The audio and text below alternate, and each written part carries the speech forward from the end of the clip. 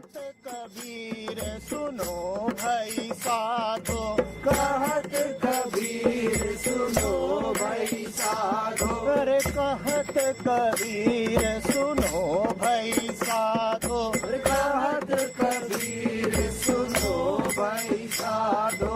साहब मिले सबूरी में, अरे साहब मिले सबूरी में, मन लागो यार फकीरी में। In consciousness, let's say I come to this Dharma court, right? Then I maybe, let's say 5 days ago, I may decide to go to Manali. In Manali, I will have different lifestyle, right? And I come to this Dharma court, and this because I was driven by different things. And that's why, based on this limited information I have, I made limited, but also it's decision, so I come to here. Then, in reality, I may be made wrong decision. I may be wrong. If I'm in Manali right now, I may be much more happy or in peace. So, I probably was wrong for these 5 days. You see, if you decide as the restless one, do you know where the restlessness is? The restlessness is in your mind, right? Yeah. You do not hold it in your hands. Restlessness is in your mind. It is the very foundation of all your decisions, thoughts, experiences, perceptions. It is quite deep. It is that assumption from which all other experiences and observations emerge. You go to Manali, what do you carry along with you? The restlessness. You come to Dharmkot, what do you carry along with you? The restlessness. Wherever you go, you may go to the most serene place in the world, and yet what is it that you will be carrying along with you? Restlessness. It may be serene outside, within you it will continue to be. Now, of course, as the things change outside, superficially something will change within you as well. But will that be able to change your deepest underlying assumptions? No, never. Because it is from this assumption that you are calling the place serene. The one who is looking out and saying, oh, this is a peaceful place, is himself restless. So even if he perceives something peaceful, he is perceiving that as the restless one. But the problem is, I wasn't looking for peaceful. I don't think peaceful is the highest level I was looking for. And I was just looking for something with purpose, which is you think that's restless, which is wrong. But I like it. If I go Manali, I can smoke weed, I can have a girl there, I feel happy. For that 5 days, I'm done. Whether it's gonna be peaceful or there's with a philosophy, I don't care. I just want 5 days better than this 5 days in Dharam court. And I probably did it. And I'm more happier than I'm in Dharma court.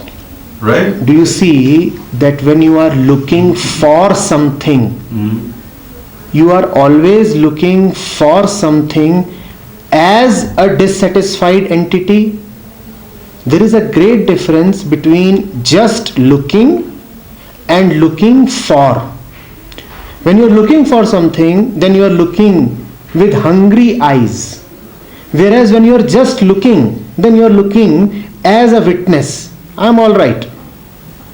Now it is out of a certain pain that one looks for pleasure. That pleasure can come out of smoking weed or indulging in other pleasurable activities as per one's own definition. But whenever you are chasing pleasure, it is out of an experience of pain. You identify with the one who is experiencing pain. Your self-concept is, I am the pained one. I am the one who is suffering. Now that I am suffering, I need relief from this suffering. And when you need relief from the suffering, then you go somewhere else. But even at that place, what do you fundamentally remain? The one who needed relief from suffering, so he has come here. What do you find in hospitals? Healthy people. But people go to the hospital to be healthy. But what do you find there? Healthy people? No. The very fact that you have come to some place means that you have come there as the sick one. The example stops here. The similarity stops here. In hospital, since the sickness is superficial, so it can be treated with an external medicine. But here the sickness is very deep, it is existential. So it cannot be treated just by a change of place. There is a beautiful saying. Somebody asked a Zen master, will I get Zen on that mountain? He said, of course. But you will get only as much Zen as you carry there. It is not there in that mountain. It is not there in any place. It is only as much there as you are carrying with you. We fall into this trap very easily. We look for an external change. And in looking for external change, we continue to further that which actually needs to be changed. The assumption needs to be dropped, we continue to preserve it. We just keep changing things superficially, externally. We change our location, we change our job, we change our wife, we change our thoughts, ideals. But we do not change that which is fundamentally dissatisfied within us. We do not drop that assumption. Instead, we keep changing this and that. So let me have a change of hairstyle. We will do that. Yeah, that's right. We always change the external, but sometimes we have to. Let's say, if I'm a tuk-tuk driver, right? I need to make a living for my wife and my 7-year-old son. So I need to go out to work. Now, I have to find what's the best for me to make the most money during the day. Then I either sit by the main square, or I probably in the bathroom, Yes. the parking. Yes. But if without this information, the knowledge, which is only these two locations I can get the most tourists, Yes. I just say whatever I feel. Then I will say I'm gonna sitting by, get my tuk-tuk by somewhere with nobody pass by. Like say in front of Tusila, Yes. Tusita. Yes. Then at the end of the day, I make no money. Yes. Then the problem will come to me because I have no money. I didn't make a right decision. Yes. I didn't have a good knowledge. Yes. So I have to ask around, say, hey, my friend, where should I park? He said, hey, you better go there. So that's why I go there. Yes. So it's the decision has You to base on the see, knowledge. if you are tied to one particular way of living, then everything else that goes along with that way of living will necessarily come along. If you are a taxi driver who operates a certain lifestyle during the day, then it will be incumbent upon you to complete the story and follow a related lifestyle even in the night. Because the day and night are inseparable. They are a part of who you are. They are a representation of who you are. If I work in a terrible job 5 days a week, then the 2 days of weekends I will require to escape away to, let's say, a place like Dharamshala. So coming to Dharamshala then is a part and parcel of being in that horrible job. Right, that's right. Yeah. Do you see this? So if one says that coming to Dharamshala gives me peace, or is it is totally required? Yes, it is totally required. But you need to go back to the. But you will again go back to that horrible job. Yeah. So do you see that by coming here, you are only preparing yourself to enter more into that horror? Terrible job. The cycle continues and you keep sinking deeper and deeper into it. So if you have to break it, you have to break it totally. You have to start off by seeing that, do I really need to escape, or do I firstly need to inquire why I need to be in that job? These are two different kinds of minds. One mind says the job is indispensable, I must be in that job. So after 5 days, on the Friday evening, I decide now what to do so that I can get rid of the burden that these 5 days have given me. This mind says these 5 days must be there. I am very afraid I cannot leave my job. So these 5 days must be there. I cannot get rid of the job. I know it is a horrible job, yet I will continue to be in it. I am a slave. Now that I am a slave, I want to find out what can I do on Saturday and Sunday. So it says, okay, go to Dharamshala, go to Manali. And there is another mind which says, I will not run away. Friday evening it says, I will not run away. I have been observing throughout the week, I have been observant these 5 days and I have found that this is hell. And so I am quitting. I am not going away to Manali. It's okay. But after quitting, what he do?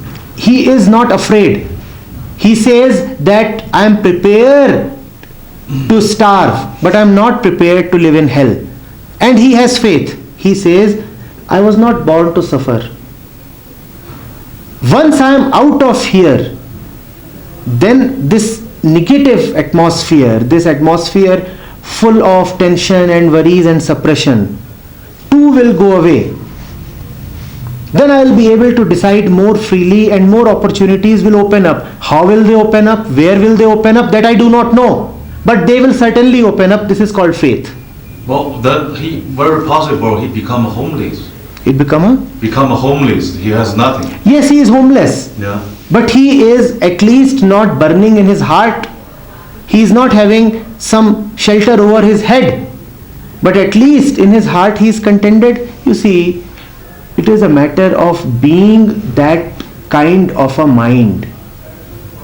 It requires grace to have this illogical bent, this irrational peace, this totally unreasonable confidence that come what may, I am not going to tolerate falseness. Come what may, I am not going to tolerate rubbish. Does that mean I have a guarantee that something better will happen? I have no guarantee. Does that mean I have an alternate job offer in hand? I have no job offer. All I know is that I will not take rubbish. This is one particular kind of mind. It is unfortunately a little rare. Yeah, but a lot of people, they do things not because they love it, but because they have to, you know. Otherwise, let's say there was a lot of job people don't take it really.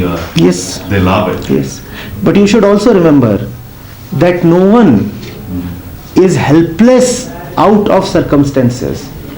Everyone is helpless out of choice.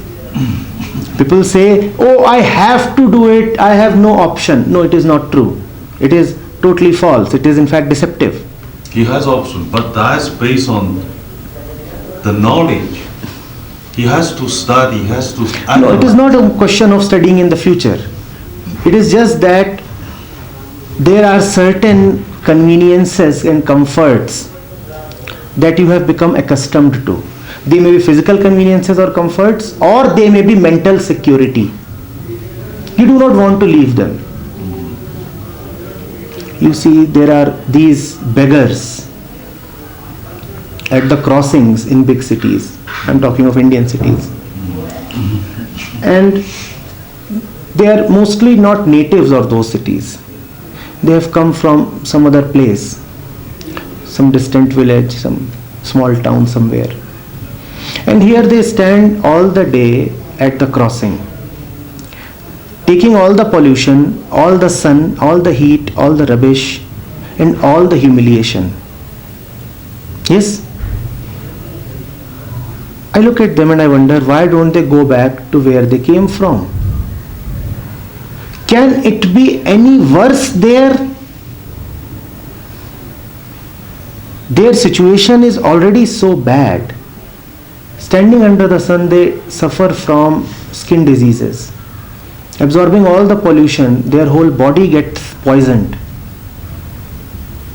Do you know what it means to stand and suck in vehicle exhaust at 45 degrees centigrade? In tattered clothing? Do you know what it means to suffer the humiliation of knocking